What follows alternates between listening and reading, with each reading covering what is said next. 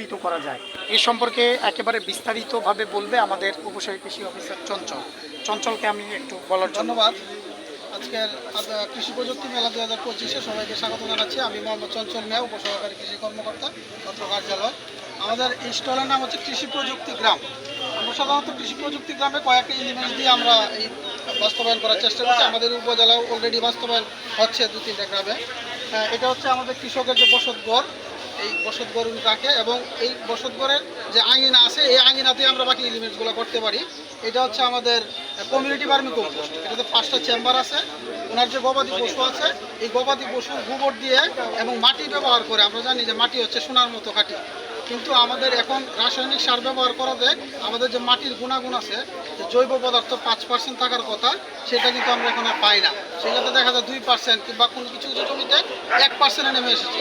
সেই জন্য আমরা যদি এই কমিউনিটি ভার্মি কম্পোস্ট নিজের যে গবাদি পশু আছে সেটার গোবর দিয়ে এবং এটাতে কেঁচু দিতে হয়, কেঁচু দিয়ে 40 দিনের মতো যদি রাখি সেটা সারে রূপান্তরিত হবে এবং সেটা আমরা জৈব সার হিসেবে যে কোনো জমিতেই ছিটাতে পারবো। এরপরে আমাদের এটা হচ্ছে খামারজাত সার।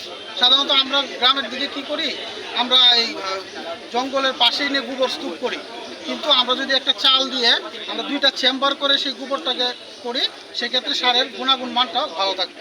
আমরা একটাতে কাঁচা গোবর রাখবো, সেটা 25 থেকে 30 দিন হইলেই এটা পচে যাবে। পচে যাওয়ার পরে আমরা আরেকটা স্তূপ স্থানান্তর করবো, ওইটা থেকে আমরা ব্যবহার করবো, আবার কাঁচা গোবর এটাতে রাখবো। এই প্রক্রিয়া যদি সাইকেলটা করতে থাকি তাহলে আমাদের সারের গুণাগুণ ভালো থাকবে। এটাতে কিন্তু কিছু ব্যবহার করতে পারে, প্রাকৃতিকভাবেই গোবরটা পচে উৎপাদন হবে। এবং এটা হচ্ছে আমাদের কেঁচু কম্পোস্ট উৎপাদনের জন্য। এটা প্রত্যেকটাতে 6টা রিং থাকবে, উপর একটা চাল দিয়ে এই 6টা রিংয়ের মধ্যে এই কমিউনিটি ভার্মি কম্পোস্টের মতো এটা একটু ব্যাপক আকারে। আর এটা হচ্ছে আমাদের চাইলে আমরা বাড়ির আঙিনাতেই করতে পারি। 6টা রিং দিয়ে সেটাতে গোবর এবং মাটি এবং কেঁচু দিয়ে ঠিক একই রকম 40 থেকে 45 দিন থাকলে সেটা জৈব সারে রূপান্তরিত হবে। এবং এই জৈব সার দিয়ে কৃষক তার পারিবারিক যে চাহিদা মেটানোর জন্য যে পুষ্টি বাগান, সেই পুষ্টি বাগানটা সে স্থাপন করবে। এই সার এসে এখানে ব্যবহার করবে, কোনো রাসায়নিক সার সে ব্যবহার করবে না। এবং এই খাবারটা অবশ্যই হবে বিষমুক্ত এবং আমাদের স্বাস্থ্যের জন্য ভালো। তো ধন্যবাদ, আপনারা আসছেন আমাদের মেলায় দেখতেছেন।